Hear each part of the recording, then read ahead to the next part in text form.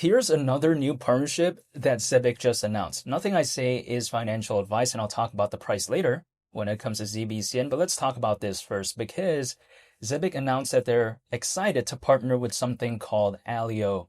Now, when it comes to this, right, it says with USDCX now live on the Alio mainnet, basically, this kind of enhances sort of the privacy aspects when it comes to Zebec's aspect of payments, right? Because it's one of the things that Zebec is focused on, payments.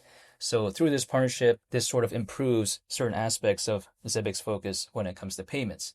Because after all, when it comes to Alio, it is allegedly the first private programmable layer 1 blockchain. And remember in my last video, I was talking about Zebec's focus on privacy.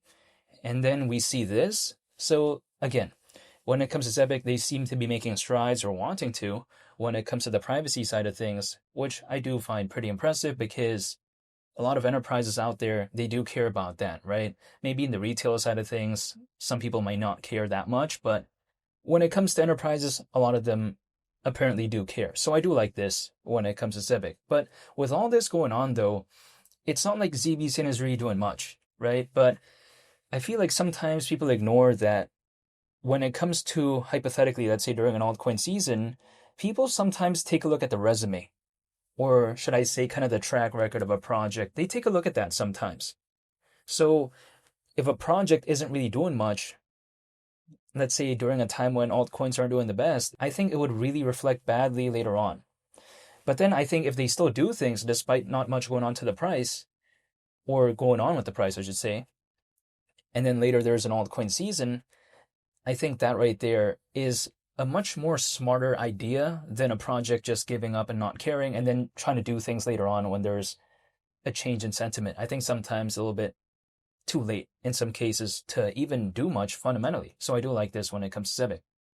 ZBCN as of right now still around 36 times lower than 10 cents. So it hasn't really done much since my last video. It's not like it's doing anything actually in the grand scheme of things, but to me, when I take a look at a project that I'm still a fan of, that's still developing, that has an aspect of Solana, and also on top of that, Zebec gives me like a vibe of like a miniature version of Stellar XDC, kind of gives me that vibe because it's focused on that global trade and finance space, primarily speaking, but then it just has a way lower market cap. So I'm still a fan. It's just pretty difficult for me to kind of give up when it comes to this project, just personally in my case. And the reason why is just because, again, it's kind of pretty difficult for me to find kind of an alternative, I think, beyond Zebec in terms of kind of that similar market cap, same vibe, same focus. Again, of course, there's thousands upon thousands of other projects, but the one that kind of gives me the Zebec vibe, I feel like there's only one other one, and that's Onyx. And I happen to be a fan of that as well because they're both this kind of like mid-tier sort of project that's focused on global trade and finance, but haven't really become mainstream yet showed moments of brilliance when it comes to 2025.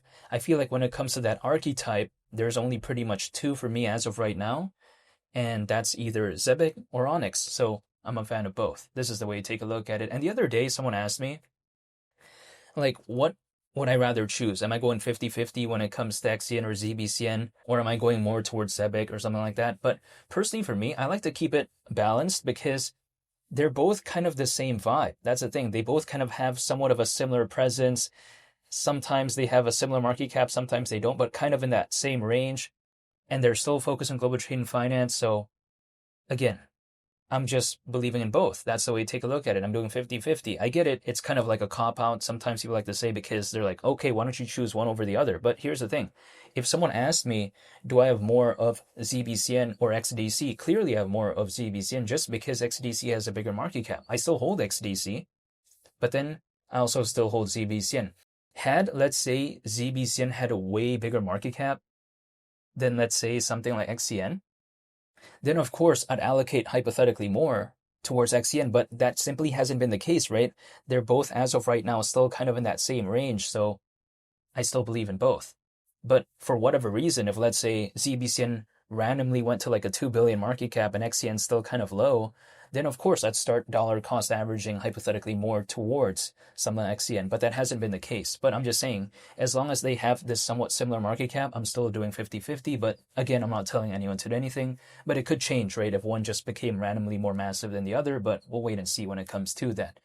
However, when it comes to Zebec, people like to say, but people don't really care about this project because there's a lot of this kind of project that has a vibe of Solana, but really focus on global trade and finance. However, I kind of disagree with that because who, right? That's the thing.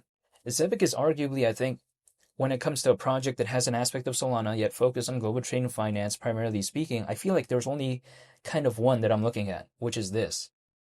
Now, if someone asked me for projects that have an aspect of Solana. Now, there's a lot when it comes to that, but for this specific one that has the fundamentals that it has, the aspects of ISO 20022, yet at the same time, somewhat this miniature version of like a XDC or Stellar, this is the only one I pretty much think of. So I haven't given up.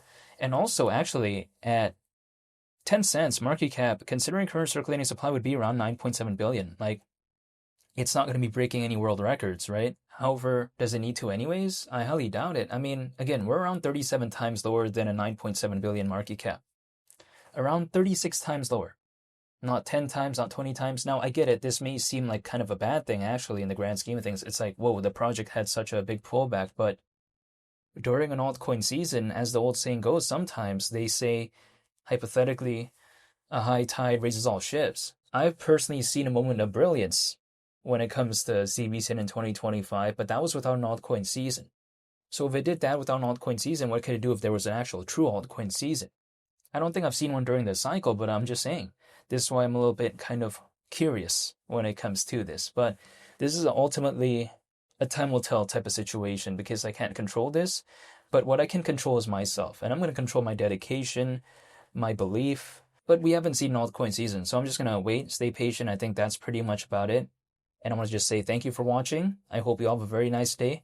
And it's Mali the Captain. I'll see y'all on the next one. I'm out. Peace. Bye.